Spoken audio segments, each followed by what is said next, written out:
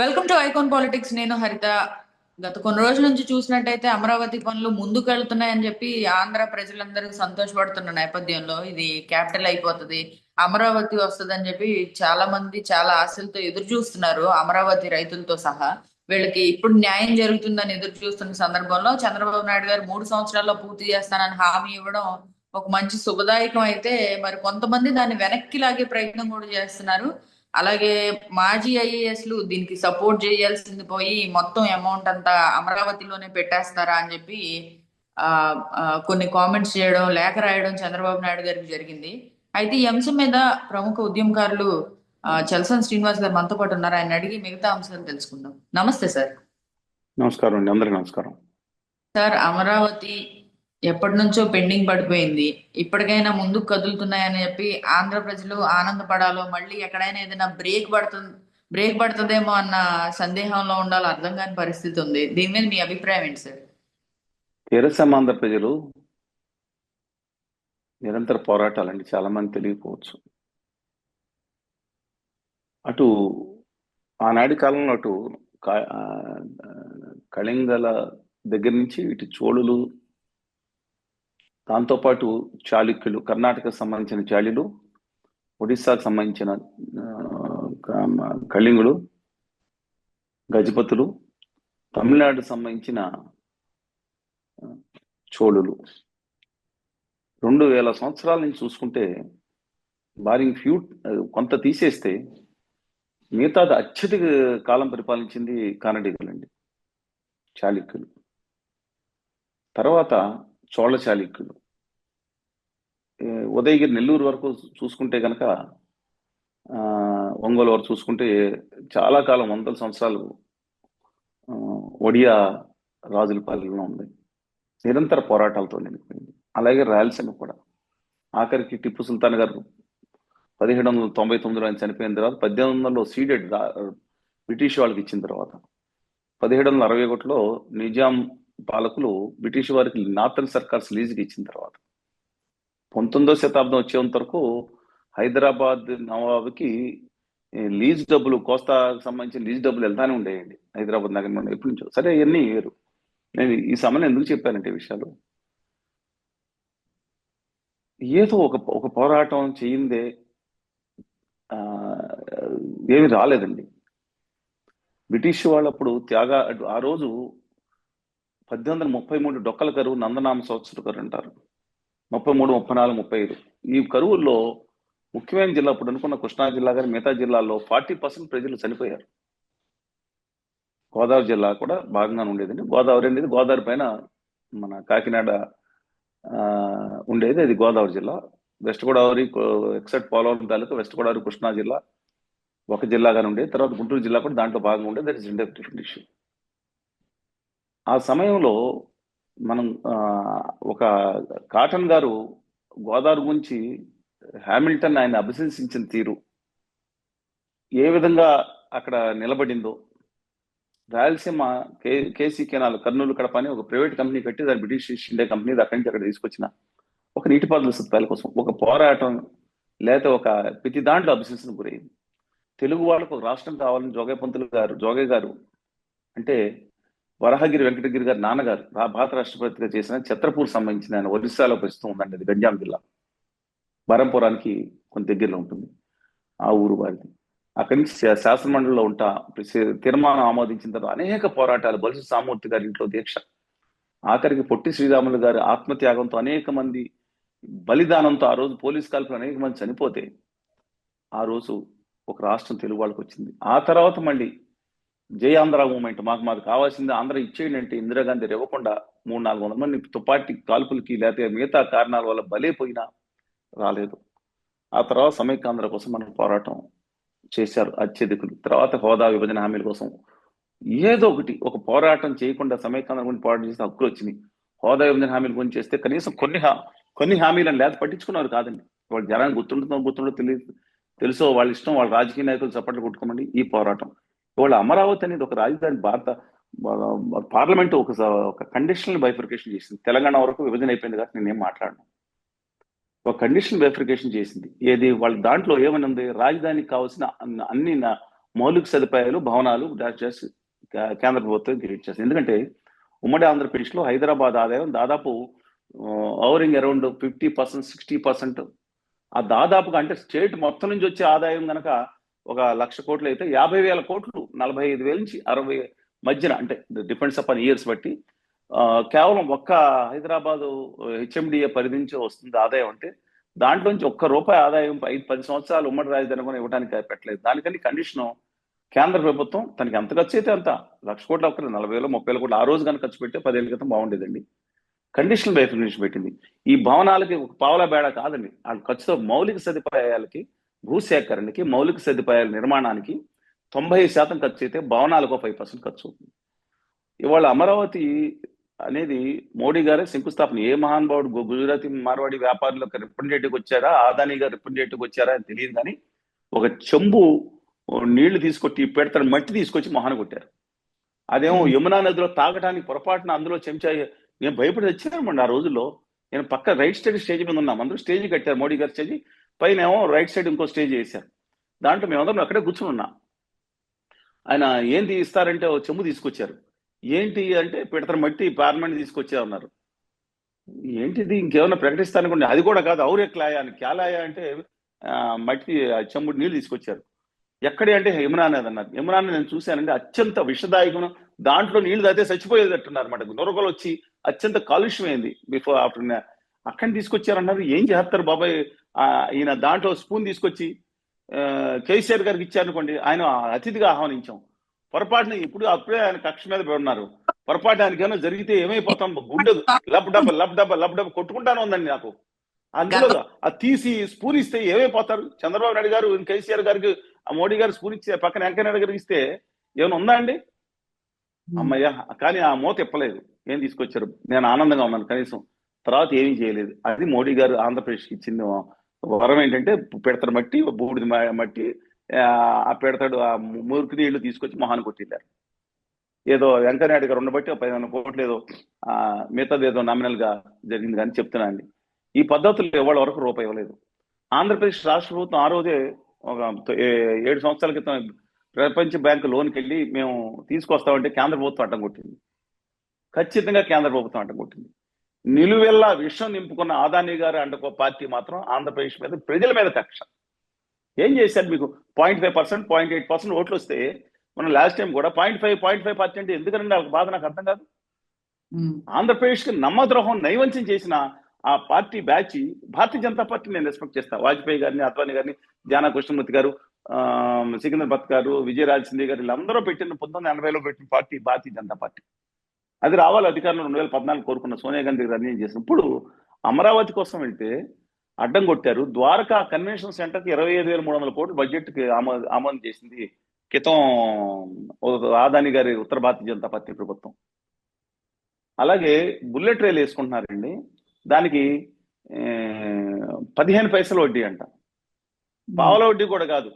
ఇప్పుడు అమరావతికి ఎంత ఇస్తున్నారు తెలుసుకుందాం. అది కూడా ఇది ఇచ్చి 15 ఏళ్ల పాటు మారిటోరియం, రూపాయి ఒక్క లెక్క నుంచి 35 ఏళ్ల పాటు అసలు ఏం చేస్తారు, దాంట్లో మాఫీ ఏం చేస్తారో. ఈ గత 2 సంవత్సరాల్లో దాదాపు 38,000 కోట్ల రూపాయలు సబ్సిడీ కనెక్షన్, 35,400 కోట్ల రూపాయలు బడ్జెట్లో పెట్టింది గుజరాత్ కేసుకున్న బుల్లెట్ రైలు కోసం. అదనంగా మళ్ళీ రైల్వే బడ్జెట్, అది వేరే సంగతి. అలాగే అక్కడ గిఫ్ట్ సిటీ పెట్టి మొత్తం 100% ఎగ్జామ్షన్. ఈ ప్రపంచంలో దుబాయ్లో కూడా 5% పెట్టారు. 7% లోయెస్ట్ మలేషియాలో ఒక దగ్గర ఉంది. అమెరికా ఎక్కడా లేదండి అసలు. సెయింట్ కిట్టీస్ అని చిన్న ఆ దీ వదిలేసి అంతకల 100 మంది ఉంటారు, కానీ మిగతా ఎక్కడా లేని సందర్భంలో గుజరాత్లో 100% రాయితీలు పెట్టేశారు. మొత్తం మిగతా ఇవాళ ఈ ప్రపంచంలో మొత్తం సౌత్ ఈస్ట్ ఏషియాలో మొత్తం ఇన్వెస్ట్మెంట్స్ ఆకర్షించి ఇన్సూరెన్స్ క్యాపిటల్ కింద చేసేసారు. అప్పుడు ఫైనాన్షియల్ డిస్ట్రిక్ట్ ఒక 2-3 ఆంధ్రప్రదేశ్కి అప్పుడు చంద్రబాబు నాయుడు గారిని ఆహ్వానిస్తే వచ్చినాయండి. తర్వాత రాజశేఖర రెడ్డి గారు కంటిన్యూ చేశారు. No problem in that. కానీ వాళ్ళు అది కూడా లేకుండా చేసుకుని అక్కడ 100% ఎగ్జామ్షన్ చేసి రాయితీలు ఇవ్వలేదు. ఇక్కడ కూడా ఆంధ్రప్రదేశ్కి ఇవ్వాల్సిన రాయితీలు మ్యాండేటరీ. అలాగే అమరావతి రాష్ట్ర రాజధానికి మౌలిక సదుపాయాలతో కేంద్ర ప్రభుత్వం నిర్మాణం చేస్తుంది అనేది కండిషనల్ పాయింట్. ఇది హామీ కాదు, చట్టం అయింది. ఈ చట్టాన్ని నిర్లజ్జిగా, నిస్సిగ్గుగా ఉల్లంఘించింది ఆదాని గారి నేతృత్వంలో సాగుతున్న ప్రభుత్వం అండి. ఇవాళ చంద్రబాబు నాయుడు గారు ఆ రోజు ప్రయత్నించారు. ప్రజలు కనుక స్వచ్ఛందంగా నేను ల్యాండ్ ఇవ్వకపోతే నేను కూడా ఒప్పుకునేవాడిని కదండి, అంత ల్యాండ్ అనవసరం అనేవాడిని. కానీ ఇచ్చారు వాళ్ళు. ప్రపంచ చరిత్రలో ఎక్కడ జరగలేదు. ఒక నమ్మకం మీద ఇచ్చారు, ప్రభుత్వం మీద నమ్మకం. చంద్రబాబు నాయుడు గారు పాలకుడు, ప్రభుత్వం అనేది శాశ్వతం కాదండి. తర్వాత వచ్చిన జగన్మోహన్ రెడ్డి గారు, సరే ఆయన దేని మీద కూడా చిత్తశుద్ధి లేకుండా ఆయన పని అయింది, చిత్తశుద్ధి లేకుండా. ఎందుకంటే హైకోర్టు అక్కడ ఉన్నారు, అక్కడ కుదరలేదు, కాగితం లేదు, విరమించామన్నారు, విశాఖపట్నం అన్నారు, అసలు దానికోసం చట్టం అన్నారు, శాసనమండలి లేకుండా ఆయనకి తలా తోక లేకుండా కార్యక్రమాలు చేశారు. ఇవాళ నా వాదన ఏంటంటే, మొదటి నుంచి ఇచ్చాపురం నుంచి హిందూపురం వరకు అభివృద్ధి కేంద్రం చేస్తా సమాంతరంగా అమరావతిని గొప్ప రాజధానిగా, హరిత రాజధానిగా, అన్ని వర్గాల నివసించే గొప్ప రాజధానిగా తెలుగు వాళ్ళకి తీర్చిదిద్దాలనేది నేను కోరుకున్నాను. అమరావతి మీద ఈ దేశ చరిత్రలో ఆ సింగపూర్ కంపెనీ వాళ్ళు కాకుండా 30 మంది నిపుణులతో, మాజీ ఐఏఎస్ అధికారులు, తర్వాత పర్యావరణ నిపుణులతో అందరితో కలిసి రిపోర్ట్ ఇచ్చింది మేము. ఆంధ్ర ఇంటలెక్చువల్ ఫోరం గా ప్రెసిడెంట్ గా నేను రిపోర్ట్ ఇచ్చాను, ఫౌండర్ ప్రెసిడెంట్ గా. మాత్ర ఇస్తే సరే చరిత్ర గుర్తిస్తుందా, దాంట్లో కొన్ని పాయింట్స్ చంద్రబాబు నాయుడు లాగేసి చెప్తున్నారు, మేము ఖచ్చితంగా తర్వాత ఎదురు చెప్తానండి. దాంట్లో ఇవాళ అంటే మేము దాని గురించి నిలబడ్డాం. కానీ సింగపూర్ ఎస్ఎండాస్ కంపెనీ పారదర్శక లేని ఆ సిద్ధాంతాలను వ్యతిరేకించాం. That doesn't mean we have opposite Amaravati అండి. అవుట్ రైట్ గా అమరావతి రాజధాని కావాలనుకున్నా, సమాధానం మిగతా ప్రాంతాల అభివృద్ధి కావాలి. ఇవాళ దాన్ని అడ్డం కొడితే, ఇవాళ రాగానే అధికారులు రాగానే కేంద్రంలో అసలు ఆ ఉత్తర భారతీయ జనతా పార్టీలో పొత్తు పెట్టుకుంటేనే తప్పండి. ఇవాళ తెలుగుదేశం పార్టీ నేను చెప్తున్నాను, వాళ్ళకున్న నేను గత 20 సంవత్సరాల నుంచి చెప్పిన నేను ప్రెడిక్షన్స్ ఏమైనా తప్పైంది అని కనుక్కోమనండి. మీడియాలో కూడా ఉన్నాయి కదా, ఎవరినితారు. ఇవాళ ఇండిపెండెంట్ గా తెలుగుదేశం పోటీ చేసిన సొంతంగా ఒక పార్టీ 130, 140 స్థానాలు వచ్చి ఇవాళ కూడా వచ్చింది అంతే. వైకాపా కొన్ని పెరిగాము అంటే ఉత్తర భారతీయ జనతా పార్టీ నేతృత్వంలో 0.5 ఓట్లు లేవు, పోయినాయి, 5% పోయింది ఓట్లు వాళ్ళతో పొత్తు పెట్టుకోవడం వల్ల. జగన్ గారి ప్రభుత్వం మీద భయంకరమైన వ్యతిరేకత వచ్చింది, సామాన్య వ్యతిరేకత కాదు, అన్ని వర్గాలు. అది కొలమానం. ఇవాళ పెట్టుకున్న తర్వాత సరే కేంద్రంలో అప్పుడు కూడా అవసరమే ఉండేది, ఇంతకన్నా ఎక్కువగా. ఇవాళ సొంతంగా ఉండేది కదా, 10 సీట్లు వచ్చేవాళ్ళ. అది కూడా చూపిస్తాను మీకు. కడప, అరకులోయ, తిరుపతి, రాజంపేట స్థానాలు 4 నేను చూపిస్తాను.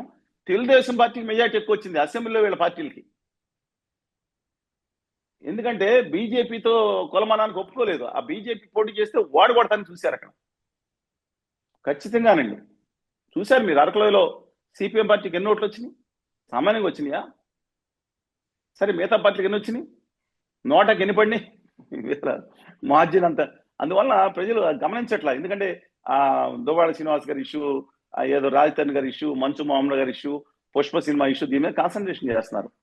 ఇవాళ అమరావతి మీద సరే మోడీ గారు ఆ బడ్జెట్ లో ప్రవేశపెట్టారు కదా, టైట్ మనీ. సీఎం రమేష్ గారు, పురంధేశ్వరి గారు, ఇక చాలా మంది ఉన్నారు కదా, సారవీర్రాజు గారు, సోమ వీర్రాజు గారు రాలేదు. కానీ మిగతా అందరూ వచ్చి ఓహో అది మొత్తం ఫ్రీగా ఇస్తున్నాం, 15,000 కోట్లు సంవత్సరం తప్ప 4 ఏళ్ళు ఇస్తాం, 5 సంవత్సరం తెలియదు అన్నారు. ఫ్రీగా ఇస్తున్నారు అన్నారు. కుండలు బద్దలు కొట్టారు. నేను కుండలు బద్దలైన కుండలు కూడా చూడండి మీరు కావాలంటే. నేను తర్వాత దాన్ని నెమ్మదిగా చెప్పారు అప్పు అంట. అప్పుకి గ్యారంటీ కేంద్ర ప్రభుత్వం సన్నాయి నొక్కుతున్నారు. ఈ దేశంలో ఏ సంస్థకి ప్రపంచ బ్యాంక్ కానీ ఇంకో బ్యాంకు అప్పిచ్చినా, ఇంతకుముందు హుడాకి చంద్రబాబు నాయుడు గారు అప్పిచ్చినప్పుడు తీర్చలేకపోతే కేంద్ర ప్రభుత్వం గౌంటర్ గ్యారంటీ ఇచ్చి ఇక్కడ మనకి ఇచ్చే నిధుల్ని కట్ చేసుకుని ఆ నిధులు కేంద్ర వరల్డ్ బ్యాంక్ కట్టేసి పైగా ఫెసిలిటేషన్ ఫీజు కింద ఇంకో డబ్బులు కూడా తీసుకుంది కేంద్ర ప్రభుత్వం మీడియా. అందువల్ల ఉచితంగా కాదండి. ఇవాళ ఆ బ్యాంకు అప్పుల కోసం తిప్పలు పడుతున్నారు, నరకయాతన పడుతున్నారు. అమరావతిని అభివృద్ధి చేయాలి, సమాంతరంగా మిగతా ప్రాంతాలను కూడా అభివృద్ధి చేయాలి. శర్మ గారు అంటే మీరు చెప్పింది, శర్మ గారు, తర్వాత ఐవీఆర్ కృష్ణ శాస్త్రి గారిని ఒక ఐవీఆర్ గారు కృష్ణ, అమరావతి ఎవరి రాజధాని, దిక్కుమాల రాజధాని, సన్నాస రాజధాని వేస్తే గవర్నీలు కళ్యాణ్ బాబు గారు దాంట్లో నన్ను కూడా మీటింగ్ ఆహ్వానించారు అనుకోండి. ఆయన వెళ్ళారు. అది ఎవరి రాజధాని, గుడి రాజధాని చాలా గట్టిగా కుండలో బద్దలు కొట్టించారు. అసలు కళ్యాణ్ బాబు గారు అయితే అక్కడ కర్నూలే నా రాజధాని, విశాఖపట్నం నా రాజధాని, అమరావతి రాజధాని చాలాసార్లు మాట్లాడారు. తర్వాత సిపిఎం రామకృష్ణ గారు మీటింగ్ అటెండ్, సిపిఎం హాజరైంది. ఒడ్డే శోభనేశ్వర గారు attend. I refuse to encourage that type of meetings అండి. మన హక్కుల కోసం దాని మీద ఉన్న సమస్యల మీద నిర్మాణాత్మకంగా అడగాలి. అది కాదండి పారదర్శకంగా చేయడం అని అడగాలి. దాన్ని భయంకరంగా ట్రోల్ చేసి వ్యతిరేకించి దాన్ని ప్రజల దృష్టిలో సర్వనాశనం చేసేసి అంతేందుకంటే అమరావతిని 2000 జగన్ గారు కూలగొట్టి, ప్రజావేదికను కూలగొడితే ఆనందంతో వెక్కటహాసం చేసిన వాళ్ళు, బ్రహ్మాండం కొట్టారు, కులగజ్జి రాజధాని కూలిపోయిందన్న వాళ్ళని చంద్రబాబు గారు పక్క నుంచి నెత్తి మీద పెట్టుకోలేదు. వాళ్ళ పదవులు ఇచ్చి టీవీలో మాట్లాడారని చెప్పి కొంతమంది కాళ్ళు కడిగా ఆ పాలతో నీళ్లు తాగి వాళ్ళని పెద్దలుగా స్వీకరించలేదు. నేను వాళ్ళని తప్పట్ను. వాళ్ళు రాజకీయం కోసం వాళ్ళు చేశారు. వీళ్ళు మాట్లాడతారు మేము వ్యతిరేకం అంట అమరావతి గురించి. ఏం మాట్లాడారండి? కొంతమంది చేతులు కోసారండి. అన్ని తర్వాత చెప్తాను ఏదో రోజు చరిత్రలో. ఉమ్, మేము వ్యతిరేకమా? అసలు దాని గురించి ఇవాళ ఆ, శర్మ గారు అనే ఆయన, తర్వాత ఐవీఆర్ కృష్ణ శర్మ గారు, కృష్ణారావు గారు, వీళ్ళందరూ ఒక కూటమిగా ఒకప్పుడు చాలా కాలం నుంచి బయలుదేరి దీన్ని వ్యతిరేకిస్తా ఉన్నారు. ఆయన ఉత్తర భారతీయ జనతా పార్టీ ఆదాని గారి పార్టీలో చేరారంట. సరే, ఆయన సంగతి ఆయన చూసుకుంటారులేండి. ఎంత వ్యతిరేకించారో, ఎంత విషం కక్కారో ఒక దాని మీదే కాదు, అనేక విషయాల మీద. ఆంధ్రప్రదేశ్ అంటే ఎందుకని వీళ్ళ కోపమో నాకు అర్థం కాదు. గుజరాత్ బాగుండాలి, గుజరాత్ బాగుండాలి అనుకుంటారా వీళ్ళు? సరే, coming back to the point. ఇంకో పాయింట్ ఏంటంటే, ఈ శర్మ గారు అని ఆయన బీజేపీ నేతగా ఉండి ఇప్పుడు కొంచెం డిఫర్ అవుతున్న సుబ్రహ్మణ్యం స్వామి గారు, వియ్యంకుడు గారు, ఉమ్. డాక్టర్ సుబ్రహ్మణ్యం స్వామి గారు తెలుసు కదా మీకు? ఆయన తెలుసండి. వియ్యంకుడు గారు తప్పలేదు. ఆయన విశాఖపట్నం స్టీల్ ప్లాంట్ మిగతా విషయాల్లో డెఫినెట్ గా ప్రోగ్రెసివ్ లుక్ ఉన్నాయనే. కానీ ఈయన దీని మీద ఎందుకు మరి ఐవీఆర్ కృష్ణారావు గారు సాపత్యం సోకిందేమో తెలియదు కానీ, బట్ ఆయన ఉన్న పాయింట్ లో మొత్తం అక్కడ కాన్సన్ట్రేషన్ చేయకూడదని దాంట్లో ఒప్పుకుంటా. కానీ ఇంతకు ముందు కూడా ఇంత బాగా లెటర్ రాశారు. లెటర్ రాసి చాలా దుర్మార్గంగా రాశారు దాంట్లో.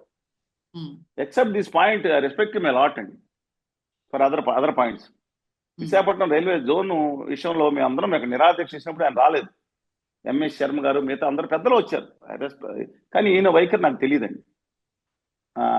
ఆయన ఎక్స్ సెక్రటరీ గవర్నమెంట్ ఆఫ్ ఇండియాలో చేశారు, ఐఏఎస్ అధికారి.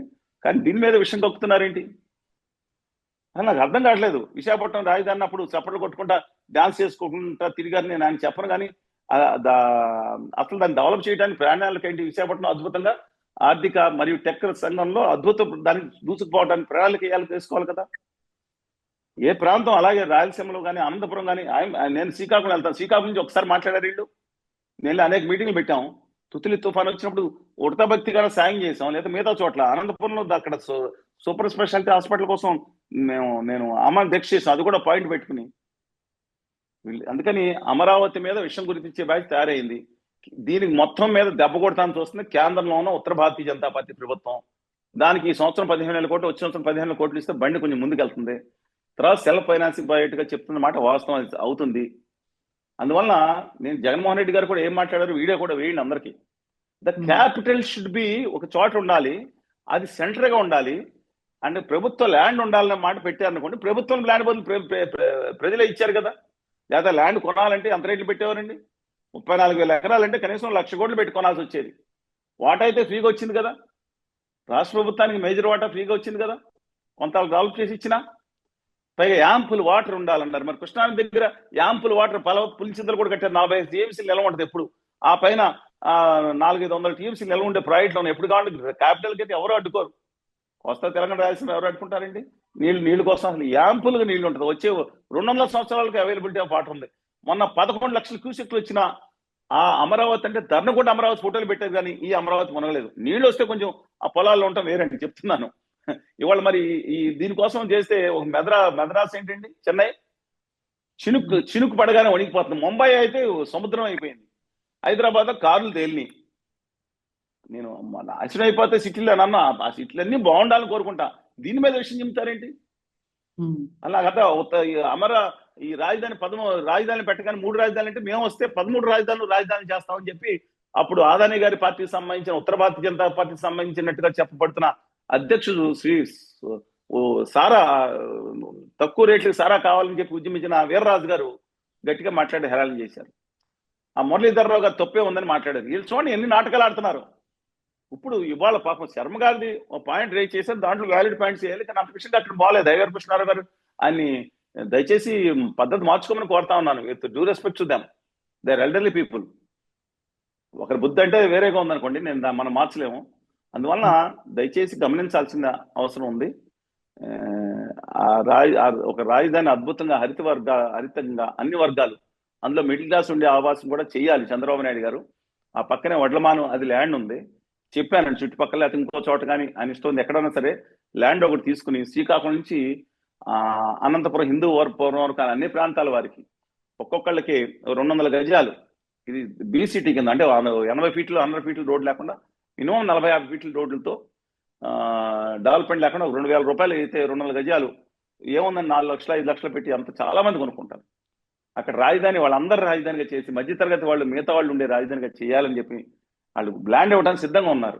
పూలింగ్ లో ఎక్కువ మీరు చూడండి, మీరు హైదరాబాద్ లో జూబ్లీస్ లేదా బంజారీస్ కంటే వివేకానంద నగర్ కాలనీలో కోకటపల్లిలో రేట్లు ఎక్కువ ఉన్నాయి. ఒక సమయంలో 7,000 ఉంటే ఇక్కడ మీద 4-5 వేలు దొరికి చిన్న స్థలాలు middle class above middle class కి ఎక్కువ అవైలబిలిటీ. మిగతా చోటంతా 1,000, 2,000, 3,000 గజాలు ఉంటుంది కదా, ఉండదు కాదు. అందువల్ల మినిమం ఆ విధంగా ఆలోచన చేయాలి. హరిత రాజధాని కింద ఆలోచించాలి. మేము సూచించిన నగర నిర్మాణానికి మేము సూచించిన కొన్ని పద్ధతులు ఫాలో అవ్వాలి. ఎందుకంటే చౌరస్తా అంటే 4 రోడ్ చూసిన side left side free left ఉండేటట్టు కొంత ల్యాండ్ తీసుకుని అక్కడ చేయాలి. కొన్ని సిస్టమ్స్ మేము కాదు, అనేక దేశాలు, నేను కూడా 3-4 దేశాలు తిరిగి ఇచ్చిన రిపోర్ట్స్ చేయండి అందరూ చాలా మంది. దయచేసి అలాంటివి కూడా కన్సిడరేషన్ తీసుకోవాలి. అమరావతి గొప్ప రాజధానిగా ఆంధ్రులు కాదు, తెలుగు జాతి కాదు, ఇండియాలోనే 21st సెంచరీలో కట్టిన గొప్ప రాజధానిగా. ఎందుకంటే రాయ్పూర్ ఉంది, రాయ్పూర్ను కూడా మించి ఉంది ఇది. అందువల్ల నిలబడాలి, హరిత రాజధానిగా ఉండాలి అని నా అభిప్రాయం అండి. దాని మీద దయచేసి గమనించండి. కేంద్రంలో చేస్తున్న అదానీ గారు అండ్ ప్రభుత్వం చేస్తున్న కుట్రల్లో మోసపోవద్దు. వాళ్ళే ఇవాళ అడ్డం కొడుతున్నారు. చంద్రబాబు నాయుడు గారు నిస్సహాయుడైపోయారు.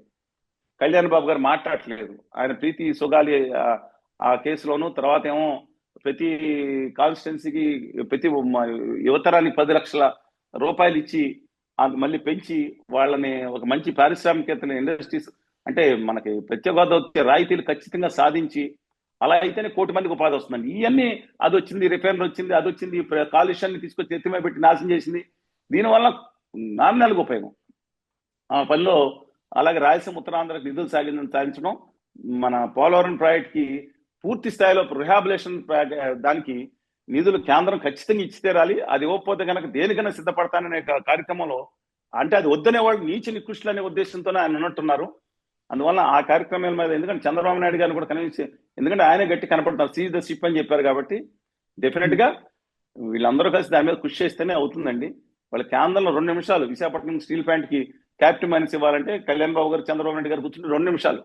కళ్యాణ్ బాబు గారు బాగా అలయన్స్ లో ఉన్నారు బీజేపీతో.